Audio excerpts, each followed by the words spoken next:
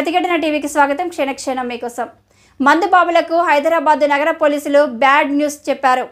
రేపు హనుమాన్ జయంతి సందర్భంగా నగర వ్యాప్తంగా మద్యం దుకాణాలు, బార్లు మూసివేయాలని అధికారిక ఉత్తర్వులు జారీ చేశారు. నిబంధనలు ఉల్లంఘించి ఎవరైనా దుకాణాలు తెరిస్తే కఠిన చర్యలు తీసుకుంటామని హెచ్చరించారు. కాగా రాష్ట్ర వ్యాప్తంగా హనుమాన్ జయంతి వేడుకలు ఘనంగా నిర్వహించేందుకు ఇప్పటికే సంబంధిత అధికారులు ఆయా ఆలయాల్లో ప్రత్యేక ఏర్పాట్లు చేశారు.